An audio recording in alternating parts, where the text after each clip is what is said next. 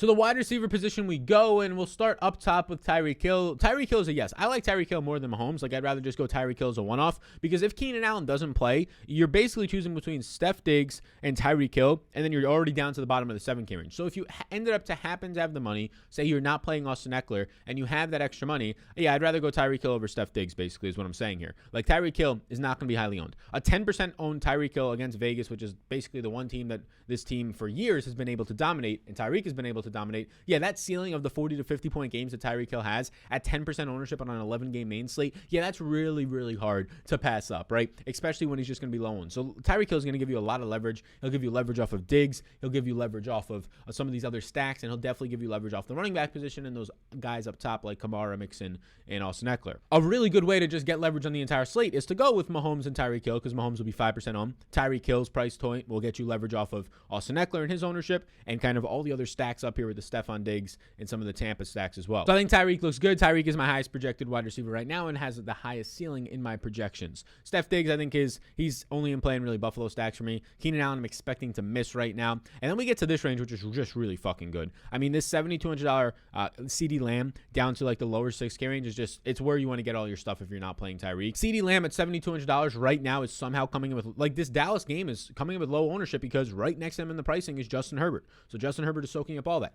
Everybody wants to go to Tampa and Buffalo. So Dallas is not picking up a lot of ownership, which naturally, if you're not picking up a lot of ownership in stacks and your quarterback isn't, you are personally dropping in ownership. So CeeDee Lamb, Amari Cooper, Dalton Schultz, these dudes are dropping in ownership. $7,200 CeeDee Lamb off of an 11 target game, and the offense is finally healthy. The offensive line is there, and now a good matchup in the secondary. I mean, this is a fantastic spot. CeeDee Lamb, I currently have projecting out for 7% ownership. 7% ownership. Even if that number gets to 10%, it's too low. So just like Tyree Kill is a good leverage play this week, CeeDee Lamb is an even better leverage play. And he's going to be an even better leverage play because look who's right next to him. The guy who just set the Bucs record for 15 receptions on 17 targets, Chris Goblin, and now has a 28 implied total. The best game environment, maybe the best team environment on the slate is for Chris Goblin. And if he stays in the slot with Brashad Perriman on the outside, yeah, I mean, you have Buffalo, who has lost Tre'Davious White. Their secondary ranks number one even before the win game. The win game makes it look even better. 3 pass attempts, 2 completions for Mac Jones. But Chris Goblin, look, Chris Godwin's a great play. If you're playing the Buffalo-Tampa game, yeah, Chris Godwin's probably a priority for me. But if I'm not playing the Buffalo-Tampa game, if I'm stacking Dallas, obviously I'm going to Lamb. And if I'm not, I'm just going to go to Lamb as well. Like right now, my projections have Lamb for about 17 fantasy points and Goblin for 18.4. Goblin comes in with 16% ownership. Lamb comes in with 8% ownership, 7 to 8% ownership. So double the ownership for about a point more in projection just doesn't make that much sense, especially when I think their ceilings are pretty damn similar. Both are firmly in play. Kind of depends on where you go with your stack. But if you're looking for a one-off to get different, Lamb over Goblin makes a lot of sense. McLaurin only in play if you're trying to run back Dallas. You'll get a little bit of leverage. Jamar Chase, we continue to go there. The man dropped like a 90-yard touchdown last week that would have basically made me like bink some contests in DFS, would have made me hit all my props. Instead, he goes 5 for 50. He's still seeing the volume. It's still a good matchup. They'll play as slight underdogs here with a nice total. Chase is definitely still in play. The problem with Chase now is that there's other guys priced next to him. Like, his price is remaining high, even though it's pretty clear that Higgins is seeing a bigger role in the offense. Prices only dropped 100 since last week and 300 over the last 2 or 3 weeks, even though you get Lockett versus Houston. You get Evans. You get Metcalf here. This range is yet again another range of some leverage plays. I think that Lockett and Metcalf are going to give you some leverage. I think as the week goes on, all of these guys in this range will finish out around 8 to 10% owned. So kind of just choose your favorite in this range between Evans, Metcalf, and Lockett. I'm going to choose Metcalf. He's the cheapest. And I just think that he's going to end up being the lowest owned, like 8% for the ceiling.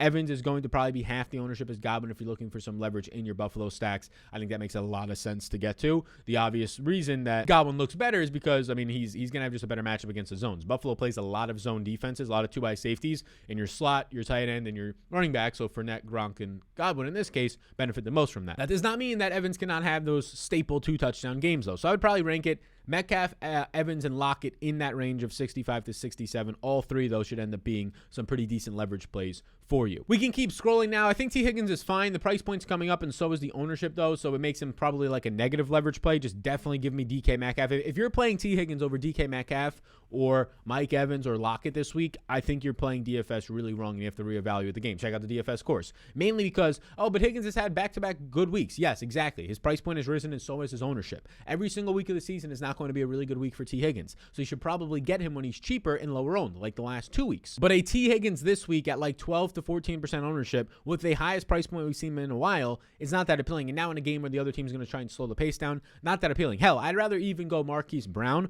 over T. Higgins because Marquise Brown is going to be like 2% owned this week with how bad Lamar's been playing. Next up, there's a guy on here who will pick up ownership, but I think it's rightfully so. Like, this is one of the guys like an Austin Eckler who they're going to pick up ownership, but it looks good. Like DJ Moore picking up ownership at 6,200 is completely fine to me. DJ Moore's volume, his overall usage coming off of before the bye week, even though his team stunk, still got a 100-yard game. He's looking good on his air yards, seeing over 40% of the team's market share of air yards, 9.3 targets per game, a 31% red zone target share on 10 red zone targets for his team this year. And if you look at it, right now he's at $6,000 or so. I have him projected for 17.8 points. Not many guys around him are looking at similar ownership. And the nice thing here is that Mike Williams, who I'm projecting to play right now, again, that can change based on the Friday report, tested negative the last 2 days though, so we'll see. But Mike Williams is going to soak up all this ownership. I mean, in stacks with the Chargers, nobody's going to stack up Carolina, and you probably shouldn't. So, I mean, if you wanted to go Cam and DJ, I think it's fine. But I think that Mike Williams is going to get all of that ownership from those stacks. He's going to get all the ownership from this price range. He's going to soak it up from DJ Moore,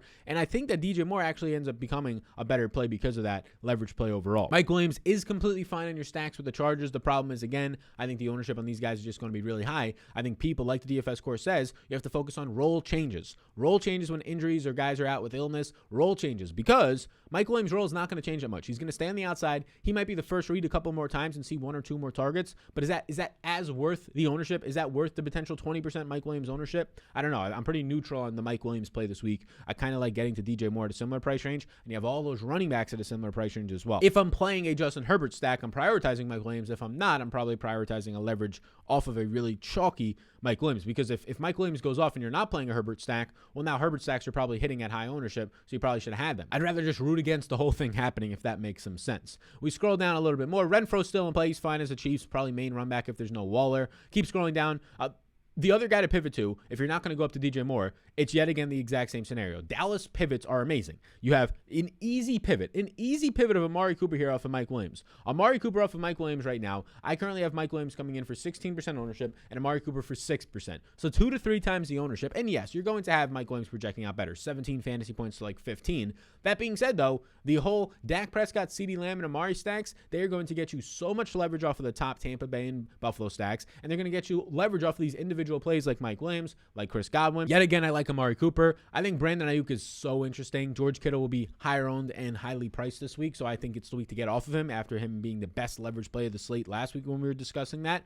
But Brandon Ayuk looks good. Like, Brandon Ayuk continues to see volume. Brandon Ayuk is a player that they've kind of said it in post-game press conferences. Yeah, there was like an issue going on with just kind of how he kind of gelled with the team earlier in the season and his communication and kind of being like, I don't even know how Kyle Shanahan was trying to shrug this or display this, but basically like, yeah, it wasn't like the greatest time to work with him. Apparently they buried whatever hatchet that was, and now you're getting the 95, 90, 96% snaps. You're seeing 6, and 7 targets over the last 3 games. I'm projecting Debo to miss this game. You're getting a similar situation where George Kittle coming into last week had a bad week the week before that. Now you're having a week before that, 3 catches, 55 yards on 6 targets for Ayuk. I think you get Ayuk at very low ownership this week. I think he starts to become a potential candidate for that one dude video. Brandon Ayuk, if he comes in with this low ownership that I'm currently seeing right now of about 5%, I think that makes a lot of sense. I prefer Amari in the price range, but I think it makes a lot of sense to go right back to him. Brandon Cooks, if you wanted to run back Seattle, is probably the only way I get to him. We scroll down now to about the lower to mid 5K range. You get Landry here. You get Sutton. Sutton I have as a yes because he's going to be 1% owned. If you're looking for a 1% owned Millie Maker type play,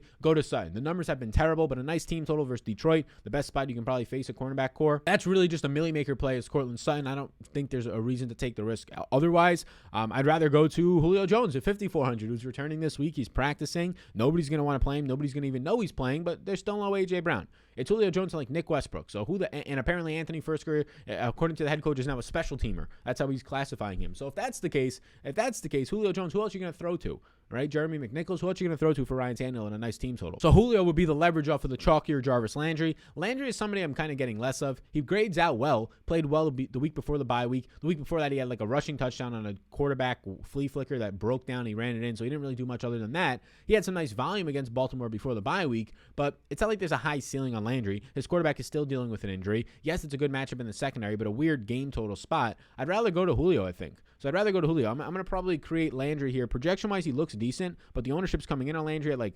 14%. I'd rather go to a 2% on Julio if I'm choosing, or a 1% on Cortland Sutton. Sutton really just a million makers I play. Let's go to Julio. Let's put Julio as kind of the leverage play in a range. I'm not interested in Amon-Ra St. Brown. If people want to buy into St. Brown, that's fine. I don't buy into it. I just don't. Like, Amon-Ra St. Brown, it took him 12 targets. Every single route was the same thing. He would start, right? He would go up about 5 yards and he would cut to the outside, and he would just get hit. And then he caught the touchdown at the end, which was somewhat of a different play, a curl. Instead of going to the outside, you just curl around. But there's not that much upside there. Like, how often are you going to be getting the 12 to 14 target games? So actually that's the only way you're viable in this Detroit offense on these checkdowns. So I don't really see the upside to it. I'm not chasing it. I would definitely rather go to Cole Beasley, who is in a much better offense at the same price point. He's a much better player. He has a much better game environment. He has a much better quarterback, right? All that stuff grades out well. I think Cole Beasley, if you're looking for the 4,500 to 5K range, he is the play that I'm looking to. 5K meaning 5K flat. We keep scrolling. Sanders, I'll keep in play because of the player pools. Track Elijah Moore's injury, dealing with an injury right now. I think it's a groin. If he's out, there's no Corey Davis. He's done for the year. So then it quickly becomes like the Denzel Mims, Keelan Cole, and Crowder role. And I think Crowder out of the slot starts to become a guy who looks good. He's staying on the field in 2 wide receiver sets.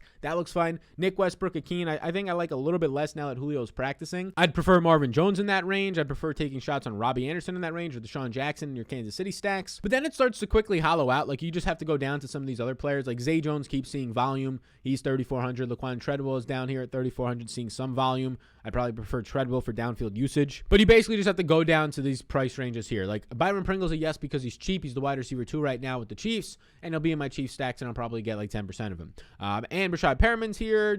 He'll be running 25, 30 routes for Tampa Bay. That definitely keeps you in play. If he catches that touchdown from 2 weeks ago in the game that he returned and it ended up just being basically a drop from him, he is not this cheap, right? People know more about him because he's running 36 routes last week. And then the best punt play on the slate is definitely Josh Palmer if Keenan Allen and or Mike Williams miss. If Keenan Allen misses, Palmer's going to fill in. He will be the role change guy. He is a guy who's been seeing usage. He's been running routes. He's been running 10 routes a week, 15 routes as of late. So I think that Palmer makes sense. He'll project out for about 10 points for me if Keenan Allen misses. If Allen and Williams were to miss, he'd be the best play in the slate at like a 13.5 point projection.